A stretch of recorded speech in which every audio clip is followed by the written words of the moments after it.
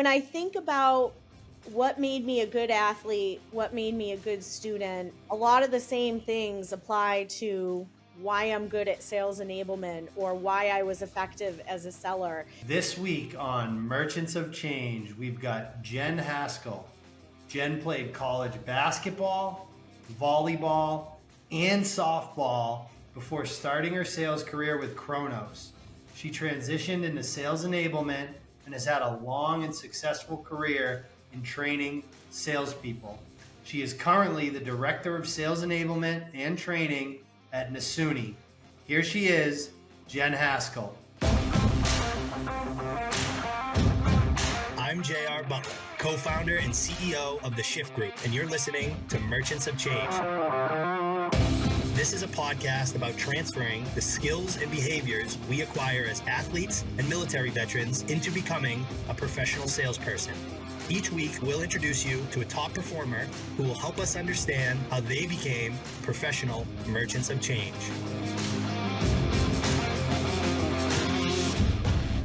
What's up, kid? Today on the show, we've got Jenn Haskell. Jenn, thank you so much for joining us. Super pumped to be here. Thanks for having me. I'm really excited for this conversation. I think you're our first sales enablement professional to join the show, and it's going to be an awesome conversation. So, Jenn, little background. Our podcast we built really for our audience that we work with. We help former elite athletes and military veterans successfully transition into sales careers. So we try to have our guests are all former athletes or people who have served in the military that have found success in certain parts of the sales industry. And that's why I'm really excited to dig into your background. And the way we like to flow the show is kind of start with that sports background, talk about your transition out of athletics, and then get into like nuggets for our audience. Because our audience is people that are like kind of on the bubble about thinking about this transition, people that have recently made it. And then we have a pretty good audience of sales leaders too. So we like to give them some nuggets as well. Sound like a good plan? I mean, I love what you guys do. I think it's amazing. I think it's needed. And I'm just so happy to be here and be a little bit a part of it. I'm really excited too. Now you were, if I'm reading this correctly, you're a 3-sport athlete in college. Yeah, I was on my way to. I had a scholarship for D2 for softball. I had a scholarship for D1 for basketball. I was on my way to the D1, and I was playing summer softball, Babe Ruth.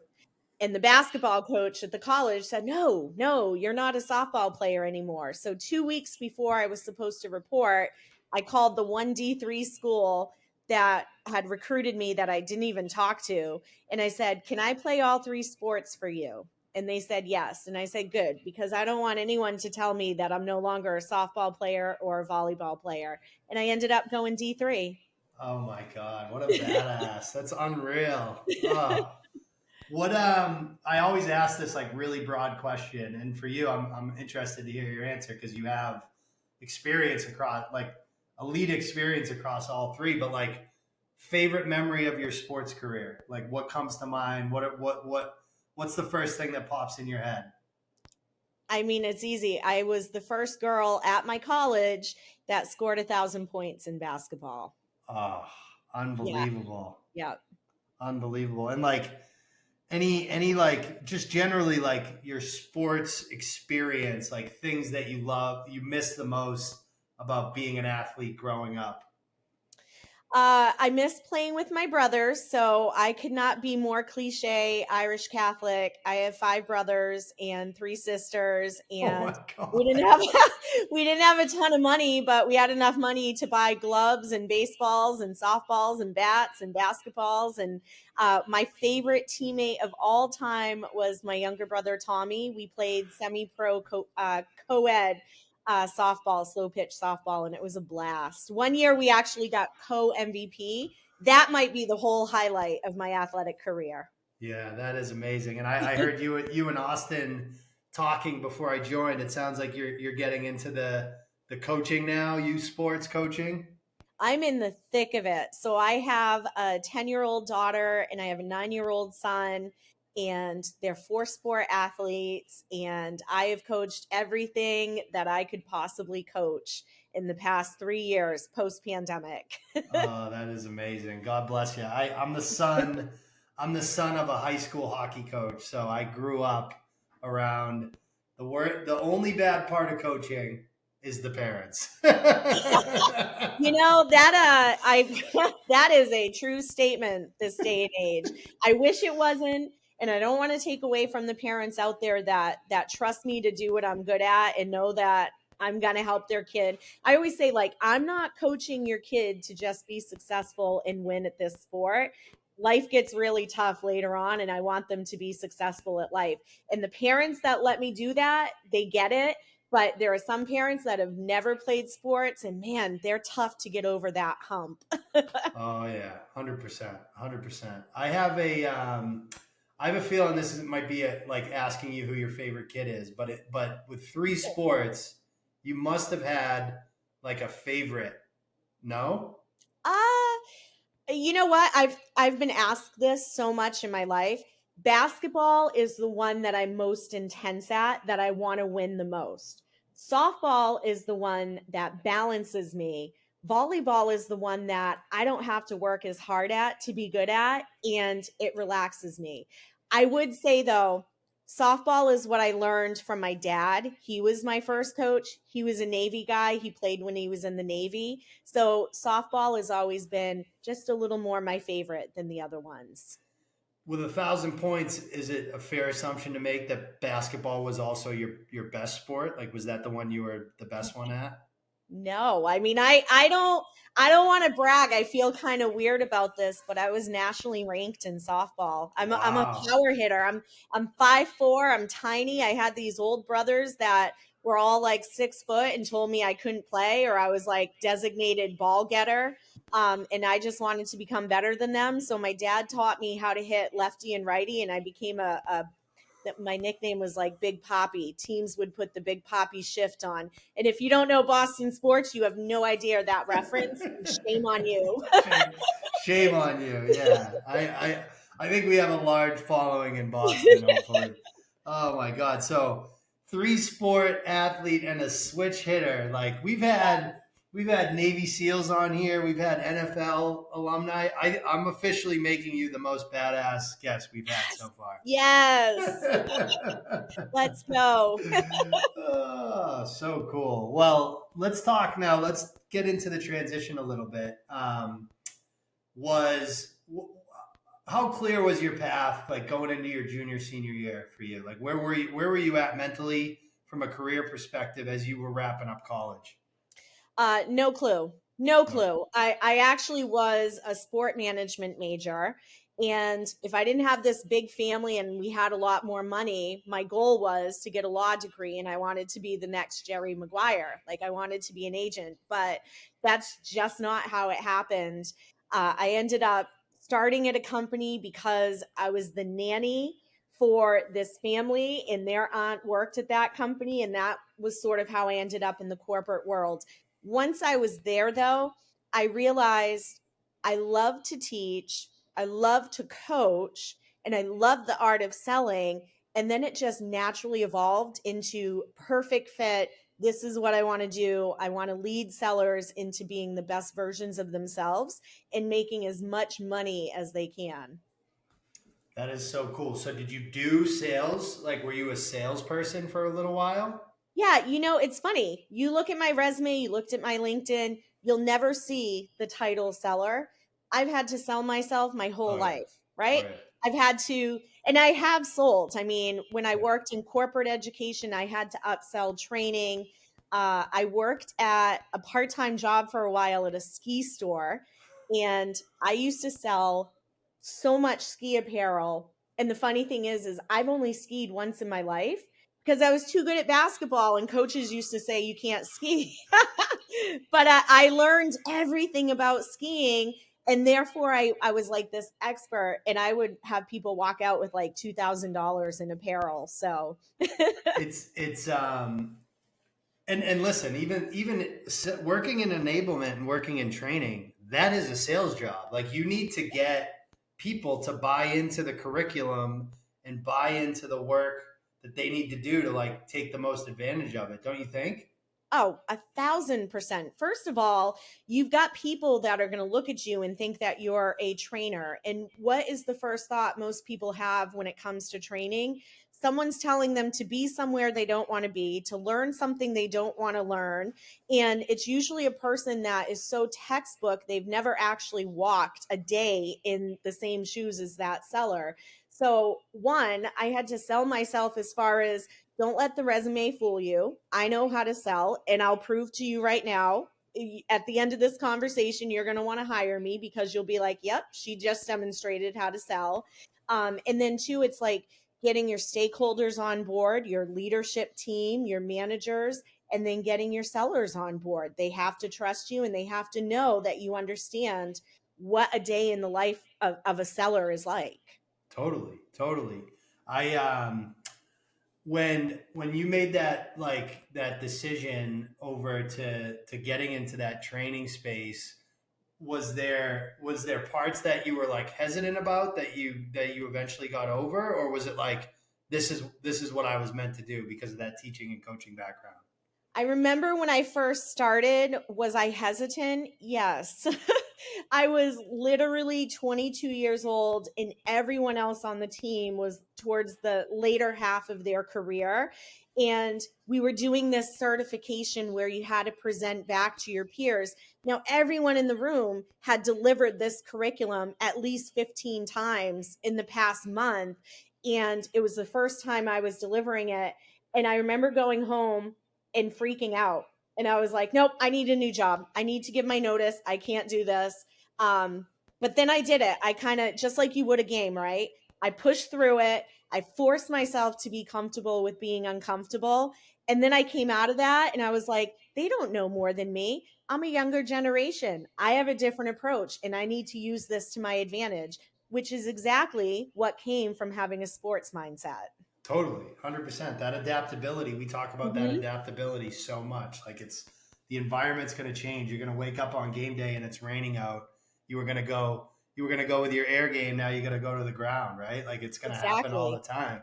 And you've been doing this long enough that there's been a lot of changes in the way people consume content and learn. When did you let's talk about early on, like kind of as you know, the iPhone, the smartphone came out in 2007, right?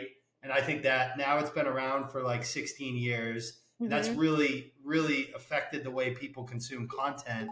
Has that changed? Like outside of that, what have been like some of the major changes that you've seen in the way that you roll out your programs? Well, I think, I look a lot at the different generations because millennials sometimes get a tough rap, right? Yeah. Because it's like, oh, they expect promotions soon and they have this expectation, they're not working 9 to 5, they work from home. First of all, I love millennials. They keep me young and fresh and they're like sponges. They are willing to learn everything. Like they've figured out the ultimate work-life balance. And I can't train a millennial the same way that I might train somebody who's been in sales for 30, 40 years because they've had technology since day one. Right. But what I can do is I can say to them, I'm going to teach you this, but in return, you're my expert when it comes to prospecting. You're my expert when it comes to sales technologies like LinkedIn Sales Navigator or, listening to podcasts and using your iPhone. So I'm going to have you help me train this older group that maybe hasn't had technology since day one. That's really smart because like the millennial is like operates technology like a fifth limb, whereas like that older person, it's not as natural for them.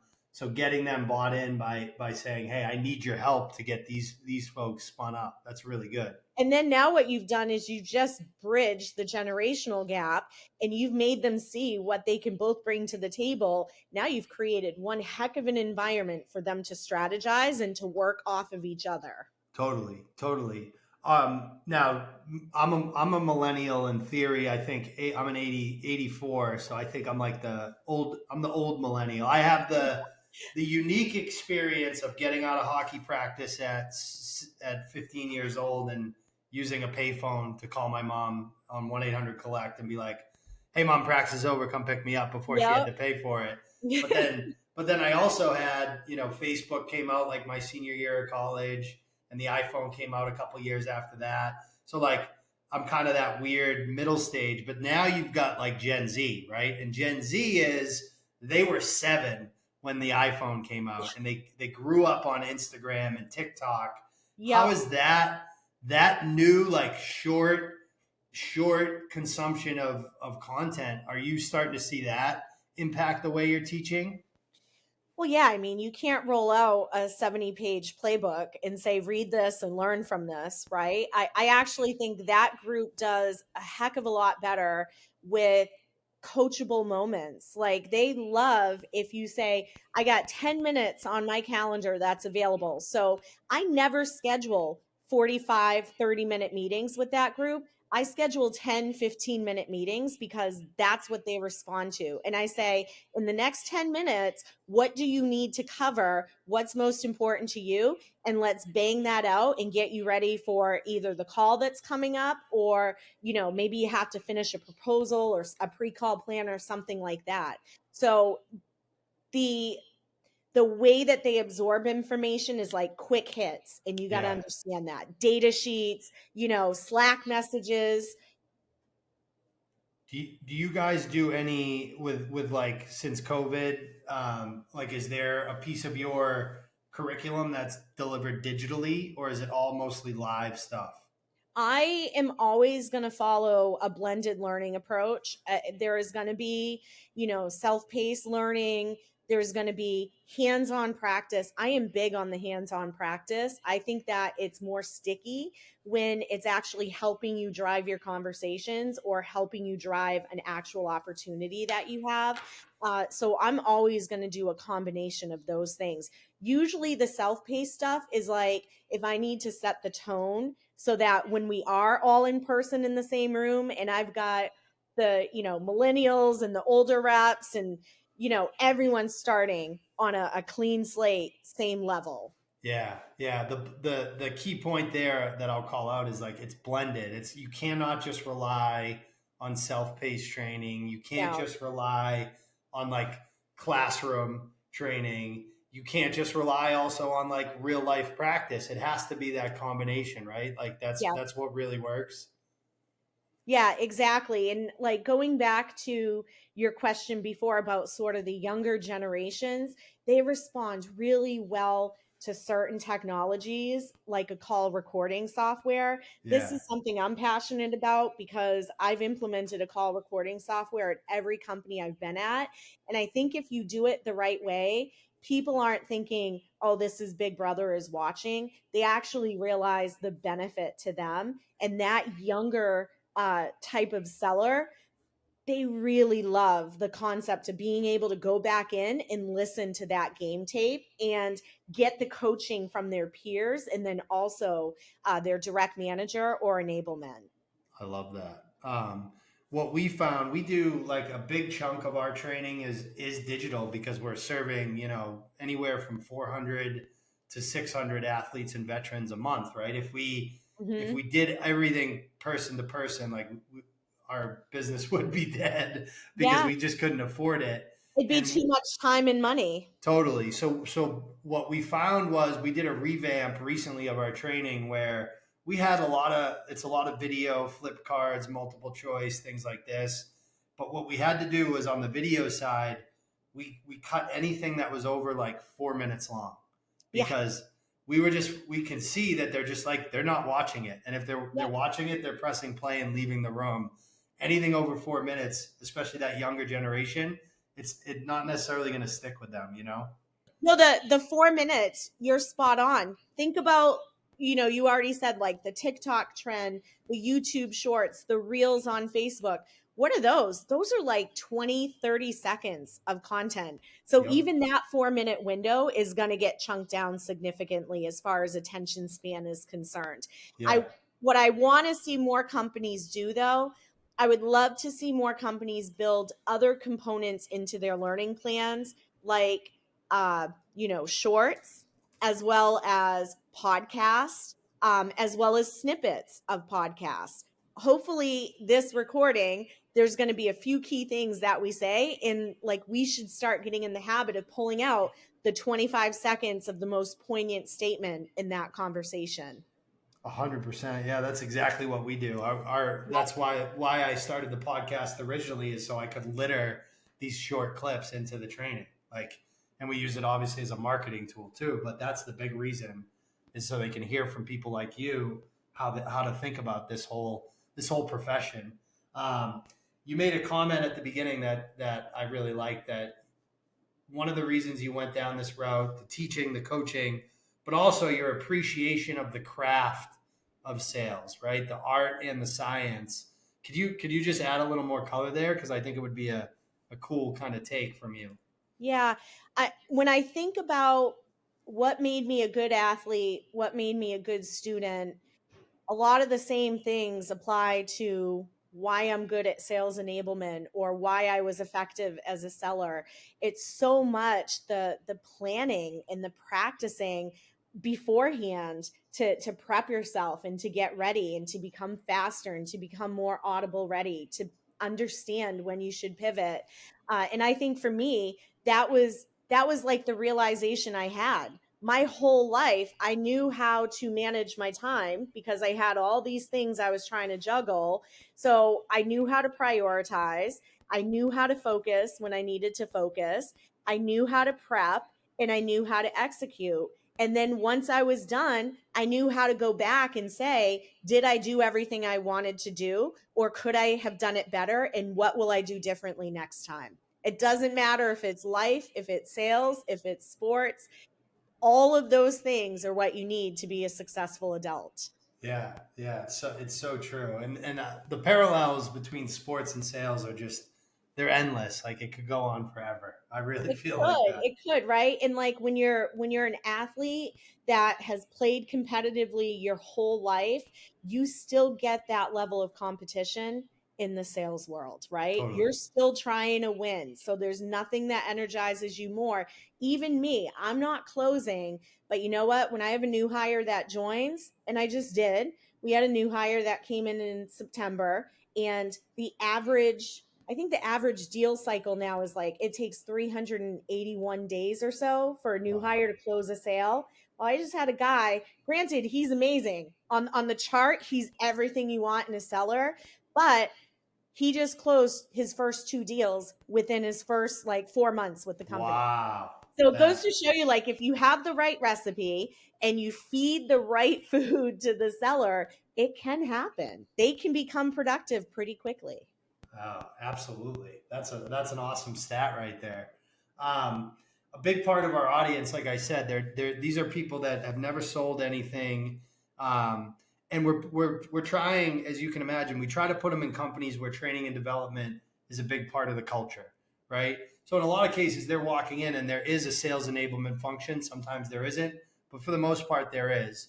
How would you advise a new salesperson and somebody that comes from an athletic and military background, how would you advise them to think about sales enablement as like, in terms of how to leverage it and how to like approach that relationship as a new seller with the sales enablement organization?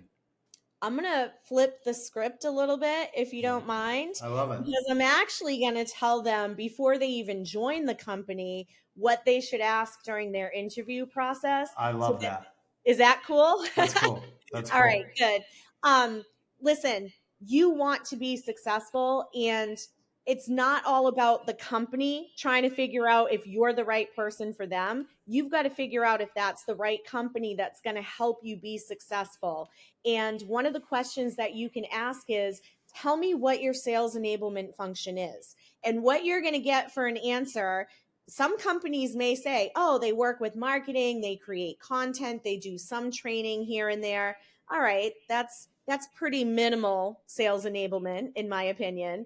But if you've got that company that says, listen, we have dedicated sales coaches, they're going to give you the information you need, they're going to help you with your pre-call planners, they're going to come up with prescriptive 30, 60, 90-day plans, they're going to measure if you do this, you should be able to accomplish this as a result. They're going to hold your hand for at least the first 9 months, and then they don't go away. They just shift their focus so that you have that continuous reinforcement you need. So that's the question you should ask is, what's your sales enablement function look like? And how are they going to help me successfully transition into this role and succeed as quickly as possible? 100%. That's great advice. Great advice. Now, going back to my original question, when they get into that, they get a good answer that they like.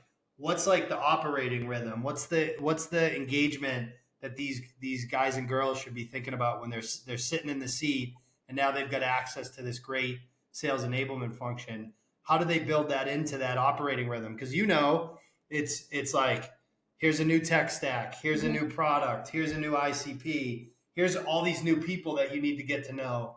Like, where does this all fit in, and how do they approach that? They need to be front and center. Reach out to your sales enablers all the time. Totally. Even if it's a quick Slack, even if it's to say, hey, you got a second at some point this week. I try to actually meet with my new hires once to twice a week as they're onboarding. I think that's extremely important, but make sure they know who you are. Ask questions, put yourself out there, form the relationships, ask for help. If you've got a call coming up and you're like, hey, I ran this by my manager, but I love sales enablement's point of view, send them your pre-call planner, right? Send them the email that you're going to blast out to prospects and hope that somebody looks at and says, hey, I want to have a conversation with them. Ask them to sit with you to practice your elevator pitch. Good enablement is going to schedule those things to happen, but you need to schedule it more for yourself. Yeah.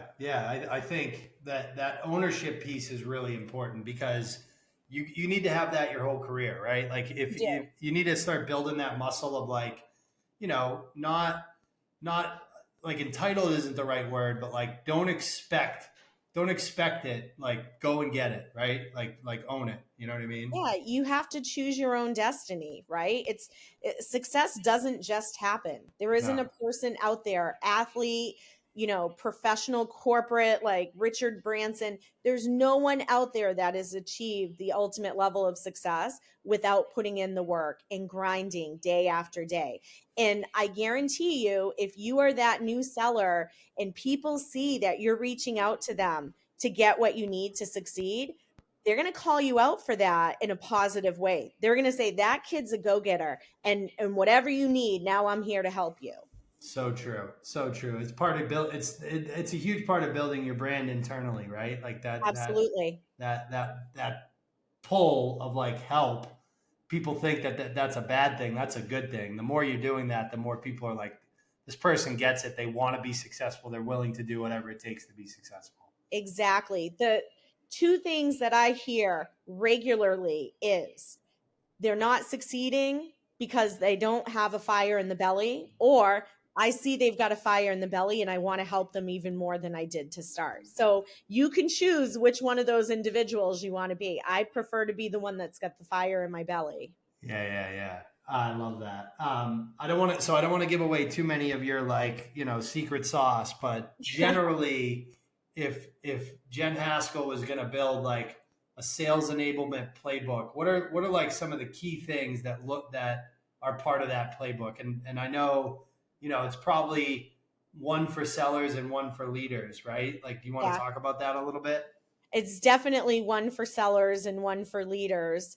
For the sellers, it's, I have the playbook. It's constantly changing, right? I have to change it based on what's happening in the world, the industry, our own business. But it's one part time management. Like, what's your cadence? You got to establish a cadence early on.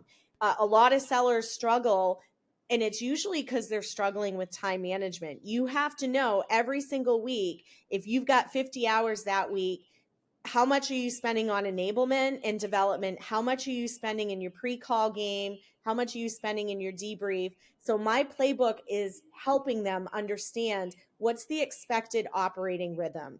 build your cadence around what the people, the leaders around you expect, right? And then what does good look like? Here's how you build and manage your pipeline. Here's your prospecting cadence. Here's your tools and your processes. These are the ways that you strategize, because we don't win or lose alone. So Right. you've got to know, how do you strategize with all these different individuals in the organization? And that's really just like the first couple of pages. Right. But then on the leadership side, I have this conversation all the time. On the leadership side, usually your sales leaders have been really effective sellers, right? They've been good sellers, and probably the toughest transition for them is to no longer be the superstar that comes in and saves the day with the deal, right? So you have to teach them how, and I went through a training with a guy out in New York, Keith Rosen, and he always talks about, don't be the chief problem solver.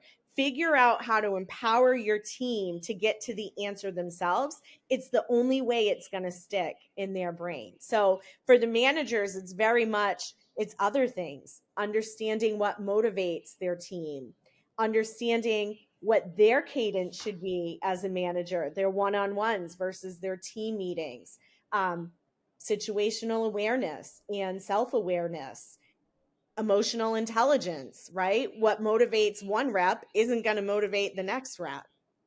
That is like, to be honest, that's like almost like all the other stuff aside. If you can figure that out and lead someone accordingly, the other stuff you can kind of figure out later. That's the most important part of leadership. Totally. And it's that much more important nowadays that most of us tend to be virtual more than we are in an office in the same room with people reading energy, right? Yeah. It's harder. It's definitely harder. But I think like really good leaders, you know, it's hard because it's a work environment, but you do, like, at the end of the day, you need to get to know your people. Like, you need to know who they are as people, where they want to be, what they want to accomplish. Because you can, I don't want to say use it against them. You can actually use it to help them. Absolutely. Yeah. Like sure. I've had reps that worked for me that wanted to be CROs, right? So when I went into those like QBRs and those deal reviews, I kept that in mind, and I'm like, hey, like, where are we in this, you know, decision process? And when they can't answer, it's like, hey man, like, you want to be a CRO someday, you've got to be able to have this conversation with your reps. So you need to be able to do it really well, versus I have the best rep that ever worked for me, never wanted to be a leader. She was 100% coin operated. So every deal, before we started talking about it, I would put the commission rate on a slide. And I'd be like, this is at $85,000. And I'd have pictures of like Birkin bags and like shoes, because that was her whole thing. And that's how we would talk about it. Her. Yes, exactly. Yeah. It's true. It's true. People are motivated by different things. And, you know, how many times have you had a manager in your career? Hopefully a lot, but I'm going to make an assumption, probably not. How many times has a manager ever said to you, hey, tell me what motivates you? What drives you? What gets you fired up? We don't have those conversations enough. No, we don't. We definitely don't. And that's like, that should be one of the first conversations we're having with new people. Absolutely. Speaking of new people, so we almost exclusively work with folks that are like right out of sports, right out of military service, right? It's really like true entry-level sellers. What are you seeing as the biggest gap for entry-level sellers nowadays? Oh, I hate saying this because it's going to make me sound like an old person that's creating a problem. Business acumen. Yes. And let me tie it back to the conversation that we had earlier. When you have a generation that has been on their iPhones the whole time, that has been using things like instant messenger and Facebook, there is a loss in business acumen. There's a loss in professional speaking, in professional writing, because we speak the way that we send chat messages or text messages. So true. It's so true. So I would say be cognizant of that and figure out how to be like when I was in college, I had professional speaking, I had professional writing. I don't even know if those are courses anymore, but I know there's a lot of companies out there that do that. And there's a lot of free content online. Change your mindset and like really task yourself with being the ultimate professional speaker and writer. Yeah, yeah, I agree.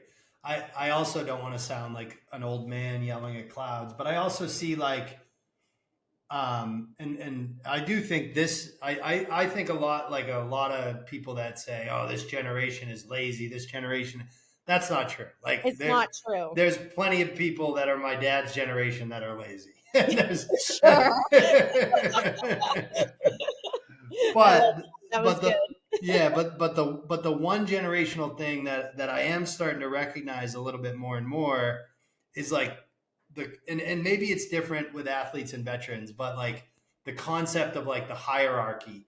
And I mean that like both internally in your organization, but also when you're a salesperson, you need to understand the organizational hierarchy of the people that you're going to sell to. Are you seeing that at all? Yes. When I like the root of why I just said what I said with the professional writing and speaking is because the art of sales requires you to understand who you're talking to, what they care about most, and what's going to resonate with them. You have to earn trust with somebody who is being sold to from every single angle from a bunch of people that don't actually know who they are and haven't even earned the right to have that conversation. And so you've got to know that the one time you connect with that higher level persona and you say the wrong thing, they're not going to speak to you again. Totally. Totally. You're going to blow all credibility. Now, if you go into that and you think, okay, if I connect with this person, what do they care about? If I connect here, what do they care about? It's a game changer. Yeah. Yeah. And there is that's like the context switching almost. Like you're not going to go in and talk to like if you sell like you're in the infrastructure space, that's where I grew up, like selling into like an IT administrator, a storage administrator is a different conversation and different words, and you're talking about different features and benefits than when you're at the end of the sales cycle and now you're trying to get a signature from the chief information officer. Exactly. And that context switching I'm seeing a little bit of a challenge for, because it's almost become a little bit more acceptable. Like I'm, one of our core values in my company is authenticity. I do think you should always be yourself, but you have to be a certain version of yourself with certain people. And I think it's hard to communicate that to this younger Gen Z generation. It is. I mean, infrastructure, so much of infrastructure or the security world, these are people that are maybe 5 years out from retirement. They're not going to want to take a risk. I mean, they just want to coast out, right? They don't want to put themselves out there. So you really have to be compelling, and you have to understand the difference between one person's pain and another. For one person, the pain is, the process isn't very efficient.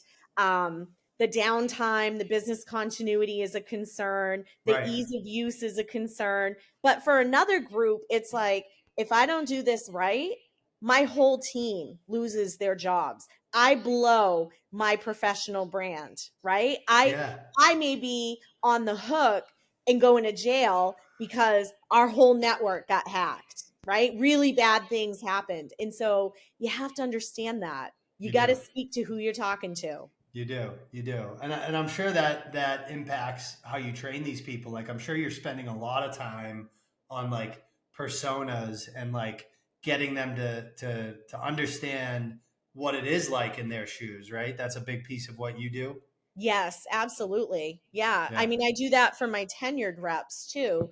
But it's a little bit of a different conversation with my newer sellers because they haven't necessarily, like, they've never been buyers. No. How easy is it to sell to a buyer when you've never actually experienced it?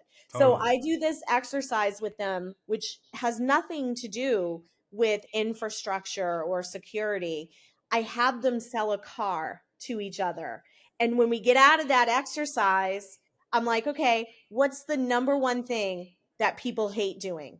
buying a car. Why do they hate doing it? And then we kind of dissect it. And what they realize is, why does buying a car stink? Well, because usually you've got someone that's focused on price, they're focused on features and functionality. But the best car salesperson is the one that's like, hey, tell me what your commute looks like during the week. Are you driving into the city? What about the weekends? Oh, you have 3 kids and they're all hockey players, so you need room, right? You have a grandmother that lives with you, so you want to make sure there's airbags in that 3rd row, right? Nobody sells that way in the car industry, and that's why we hate it. And that's why my last 2 cars have been Carvana cars. Oh, that's awesome. Jenn, this was so good. We do 2 final questions with everybody. The first one, we want to know, and I'm excited to hear you, like, why do you love sales? I love sales. Oh, this is just so dorky, but it's true. I love sales because I'm still part of a team, and I've always been part of a team. I love that answer. That's a clip right there, Jenn. Thank you. All right. But the final question is, people always ask me, JR, why do you focus on athletes and veterans specifically? And my short answer to somebody that hasn't been one of those things is, I don't have to explain to these people what it means to be dialed in. And the reason that that's important is because every great seller I've ever worked with, that's ever worked for me, that I've ever competed against, the way I would describe that person is, he or she is dialed in, right? So I want to know from your perspective, what does it mean as a seller to be dialed in? It means you know what you want to accomplish in the short term, in the long term. And you probably have an idea of what you have to do to accomplish it, but you're smart enough to know that you're not the only point of view you should pay attention to. And you reach out to the other individuals to say, what else should I be thinking here? I think that athletes and individuals that have served in our military, they already have the structure, they have the rigor, they have the drive. They know that if there's an end goal in sight, it's going to take a whole lot of things leading up to that to get there. 100%. That might be one of my favorite answers so far. Because like you talked about, they know what they need to accomplish. The way I describe it is like, you have a bigger purpose, right? Yeah. And because you have that bigger purpose, you are going to pursue goals related to that bigger purpose. You're going to get passionate about becoming excellent at what it takes to achieve those goals. And you're not going to be afraid of practicing with intention to get there. So that's kind of the way that's awesome. So you don't score 1,000 points by sitting on the bench and just going through the motions, right? No, Larry Bird used to go into the Garden like before every game and shoot an obscene amount of shots. And that's why he's one of the best shooters in NBA history. So another shameless Irish Boston plug. Sorry.